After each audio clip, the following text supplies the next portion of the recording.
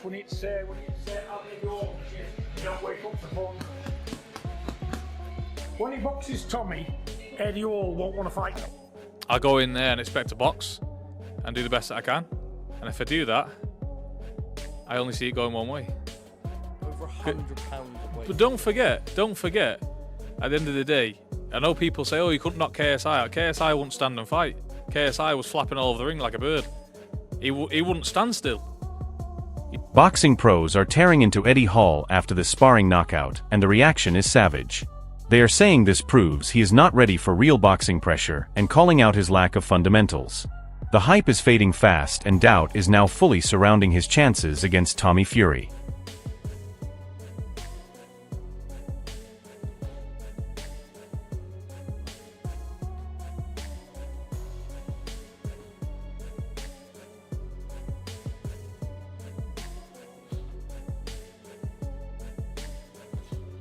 This is awful.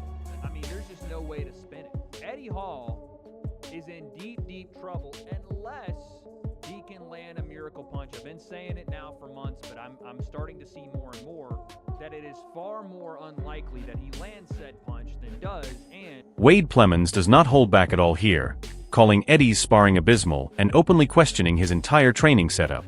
It shows confusion, lack of structure, and no clear progress.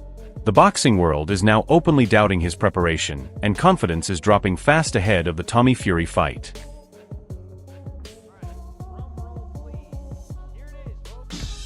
the, I assume to be official poster for Tommy Fury, Eddie Hall. This will probably come out today as I post this video, which, I mean, again, I predicted this. I figured this was about to happen, but now it seems like it is official. The AO Arena leaked this yesterday, and then Duke McKenzie highlights the controlled nature of sparring, insisting these sessions are heavily managed and not a true reflection of fight night reality. He suggests Eddie Hall's sparring footage could be misleading, as partners are likely instructed to hold back rather than test him properly. This raises doubts about how prepared he really is.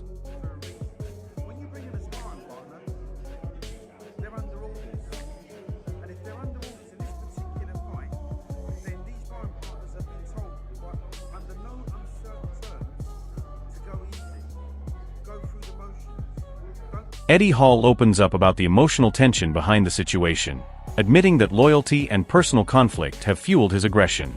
He frames the confrontation as something deeply personal rather than staged. The tone reflects frustration boiling over into a fight mindset. I think, it's like if someone fell out with my dad, I don't think I could be friends with them.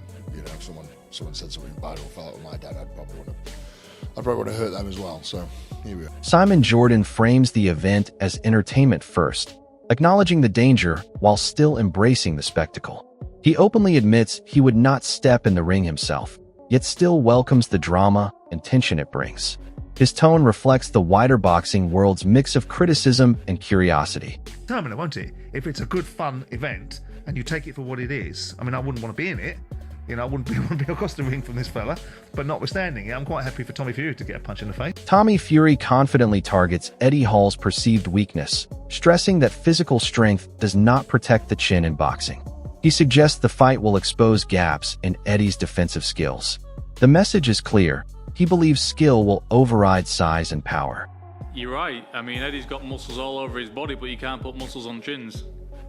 So, and that's what I'm about to expose. Listen, we've seen good big men, in the ring all the time.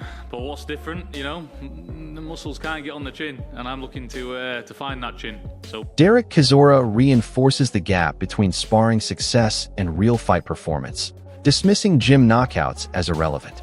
He argues that real fights expose true ability under pressure. His view adds weight to the idea that Eddie Hall's training footage cannot be taken at face value.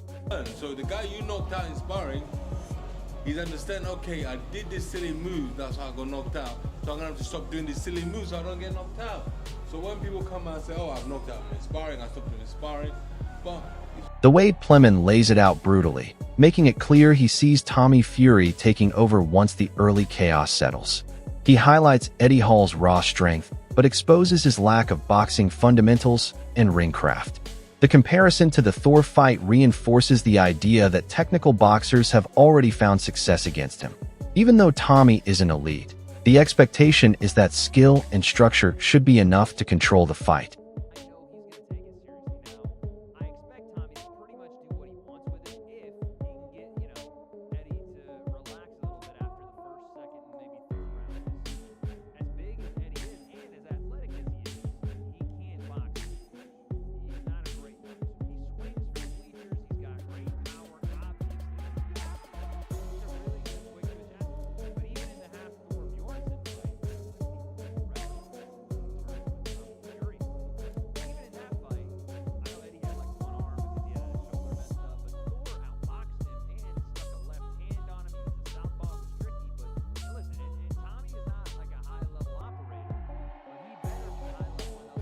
Francis Warren points out how intense and physical Eddie Hall's sparring sessions appeared, describing him as someone willing to trade shots with real intent.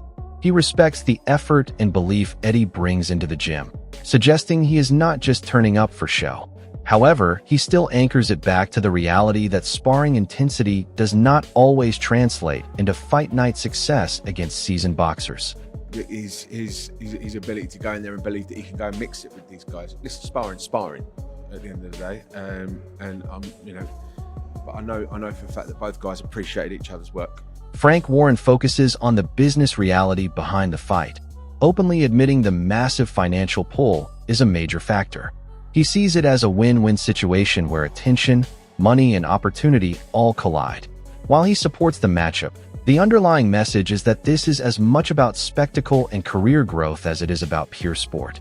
It's grabbed everybody's attention for various reasons, and they're getting. I mean, Tommy's getting life-changing money, and how can you? I can't knock that.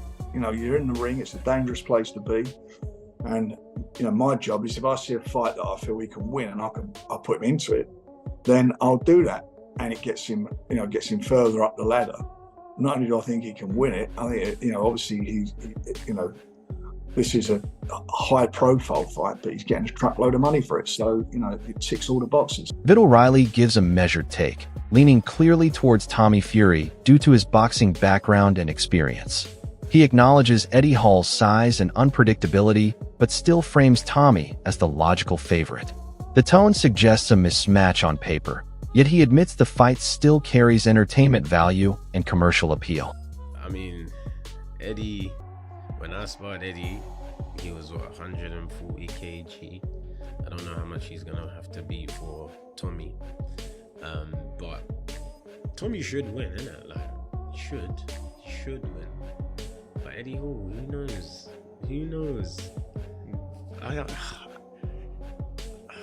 It makes sense for Tommy, innit? It's a good fight. It's a good fight. Tom Aspinall delivers a balanced breakdown, respecting both men while highlighting their contrasting paths. He recognizes Tommy Fury's lifelong boxing education, but refuses to dismiss Eddie Hall's raw fighting ability and knockout threat. His analysis keeps the matchup unpredictable, suggesting that one clean shot could change everything despite the technical gap. Tommy is obviously a boxer. Eddie can fight as well, though, to be fair. So, yeah. You've trained with both of them, though. What's the skills? What's the breakdown for this one? Tommy's been boxing all his life, so you would think that the edge should go to Tommy, but Eddie can actually genuinely fight. So Dave Allen reacts with surprise and amusement as he processes the idea of Eddie Hall, the former world's strongest man, stepping into a boxing ring with Tommy Fury. He frames it like a crossover event rather than a traditional fight, almost questioning how the matchup even came together. At the same time, he hints at the business side of boxing, suggesting both fighters could be benefiting financially from the hype. His tone carries respect for both men, but also a clear understanding that this is more about spectacle, marketing, and entertainment value than pure sporting merit, which is exactly what makes this clash so talked about across the boxing world. World's strongest man, amazing. Do you know what I mean? Brilliant. He's fighting Tommy Fury. I thought they were mates. They probably are mates. They're probably making a fucking fortune as well. Dave Allen gives a brutally honest take, admitting he will still tune in despite not respecting the fight as a pure boxing contest. He acknowledges the appeal of both Tommy Fury and Eddie Hall, but labels the event as part of boxing's growing circus culture where crossover fights dominate attention. His criticism is balanced with realism, as he admits these kinds of events still draw viewers because of curiosity and entertainment value. The commentary reflects a wider debate in boxing between purists who reject these fights and fans who enjoy them as unpredictable spectacles that break traditional rules and bring new audiences into the sport. Watch it. Of course I'll watch it. I like Tommy Fury a lot. I'm a Tommy Fury fan. Eddie Hall. I said an Eddie Hall fan. I like the world's strongest man. A lot of respect for him. So of course I'll watch it. I'll watch it as it's a spectacle in it. It's part of the new bit of circusry that's come into boxing. All these exhibitions, different people from different sports coming in. But for all intents and purposes, as a boxing match, what a load of bollocks. Yeah, I don't think I don't like it too much. But I'll watch it because it's like it's interesting in lots of ways, and I think people find it interesting. The way Plemons delivers a detailed tactical breakdown, focusing on how Eddie Hall would need to fight a disciplined and extremely basic game plan to survive against Tommy Fury. He stresses repeated fundamentals like the jab, overhand right, body shots, and clinch work to slow the pace and reduce damage. The analysis also subtly highlights the huge technical gap between both fighters, implying Eddie cannot afford mistakes or complex exchanges. Instead, everything must be simplified into survival tactics and isolated power shots, because against a trained boxer like Tommy, any hesitation or overcommitment could be punished immediately and heavily. Yeah, that right there, simple stuff, right? This guy's gonna walk towards you, look, breaks the guard with the right hand, sneaks the jab in behind it. That's perfect. You don't need anything else. Basics. The basics is what Eddie should do in this fight. He should cover up when things get a little hairy, tie Tommy up if they get in close, and then break that tie, maybe uppercut, hooks inside, everything to the body, slow Tommy down a bit. And then when you're at range, it's jab, get underneath Tommy's jab, massive right hand. You get a little closer, you want to throw your hooks, fine. But it should be jab overhand, jab straight right hand. All day. The fight between Alexander Usyk and Rico Verhoeven is shaping up to be a true clash of elite skill against raw dominance. And everything is on the line when these two worlds collide. If Alexander Usyk controls the pace with his masterful footwork, sharp angles, and world-class ring IQ, he could make Rico look slow and uncomfortable, breaking down every attack before it even develops, and proving once again why he is considered one of the most complete fighters of this generation. But if Rico Verhoeven manages to close the distance, impose his physical strength, and turn this into a dogfight, then the pressure shifts completely and Usyk will be forced into deep waters where one mistake could change everything in seconds. This is exactly why opinions are so divided, because Usyk brings unmatched boxing intelligence, while Rico carries heavyweight power, belief, and the mindset of a champion from another sport. Still, many believe Usyk's experience at the highest level gives him the mental edge when the chaos begins, especially in championship moments where patience and timing decide everything. At the same time, Rico's confidence cannot be ignored, because fighters with nothing to lose and everything to prove often become the most dangerous.